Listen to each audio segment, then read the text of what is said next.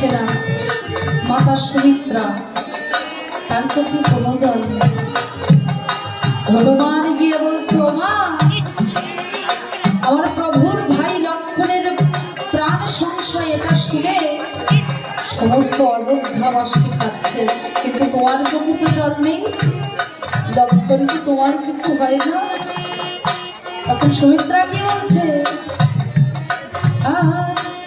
সুমিত্রা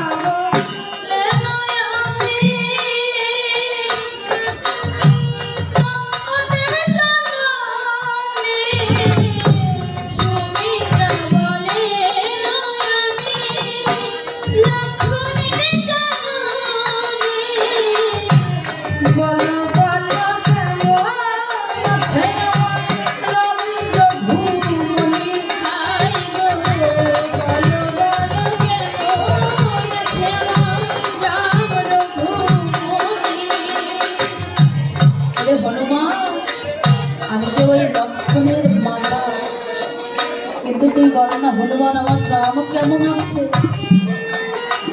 আমার রাম কেমন আছে? বলে, ও মা, এ তুমি কেমন মা? তোমার পুত্র মৃত্যুর মুখে পড়ে আছে, আর তুমি কিনা জিজ্ঞাসা করছো অন্যের পুত্রের কথা। মাতা সুমিত্রা বলছে, ওরে বোনের মূর্খ বানর, তুই যদি আমার রামকে চিনতিস তাহলে এমন কথা বলতিস না। কারণ কি জানিস? ওরে এমন ঔষধ আছে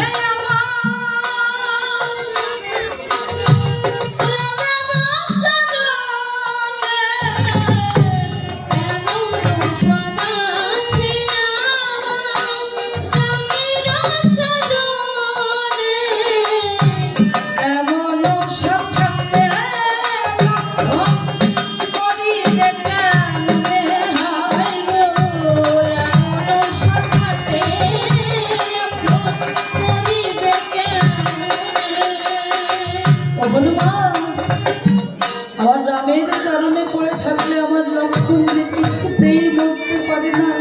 তবে তুই যখন পর্বত নিয়ে চলেই এসেছিস, দ্রুত তোর প্রভুর কাছে যা।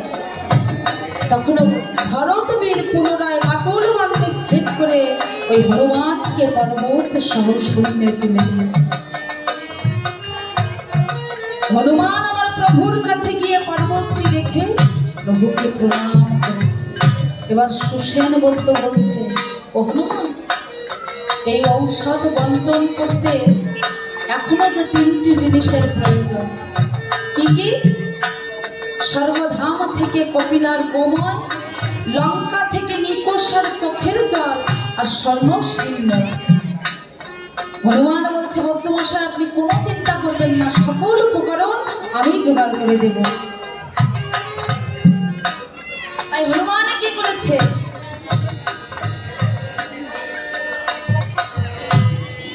আর তথা হইতে হনুমান তখন করিল গমন, স্বর্গধামে গিয়ে হনুমান দিল দর্শন।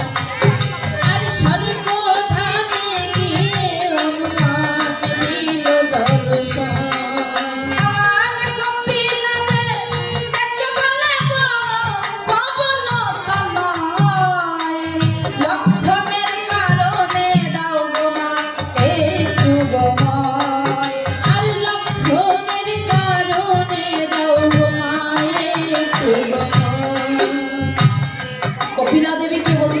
কপিলা দেবী, লক্ষণের প্রাণ বাঁচাতে গেলে আমাকে একটু গোময় দিতে হবে। বলছে, তা আবার কেমন করে? আমি তো প্রতি 12 বছর পর পরে একবার মল ত্যাগ করি। তো তোমার যদি খুব দরকার হয় তুমি সামনে 12 বছর পরে। হনুমান বুঝতে পেরেছে সহজেই কপিলা দেবী তার গোময় দেবে না, তাই সে কি করেছে? আর আস্তে আস্তে করেছে হনুমান নিজেরও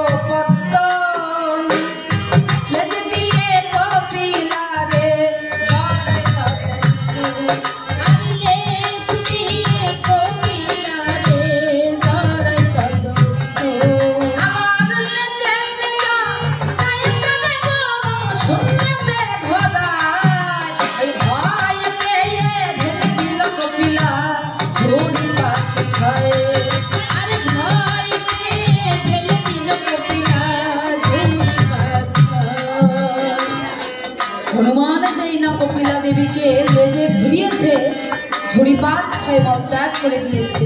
ওখান থেকে একটু গোময় নিয়ে কথা হইতে হনুমান তখন করিল গমন। লঙ্কা ধামে গিয়ে হনুমান দিল দর্শন। আরে লঙ্কা ধামে গিয়ে হনুমান দিল দর্শন। লঙ্কা ধামে গিয়ে কি করেছে?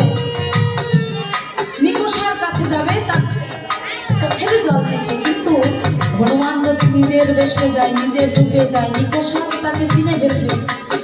তাই সে কি করেছে?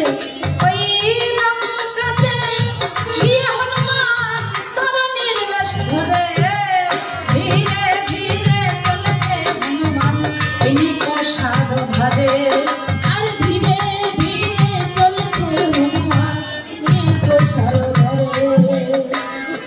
লঙ্কায় গিয়ে বিভীষণের পুত্র তরুণীর বেশ ধরে হনুমান চলেছে নিকষার কাছে। গিয়ে বলছে, ও ঠাকুরমা, ঠাকুরমা দেখো না, আমার চোখে কি যেন একটা পড়েছে।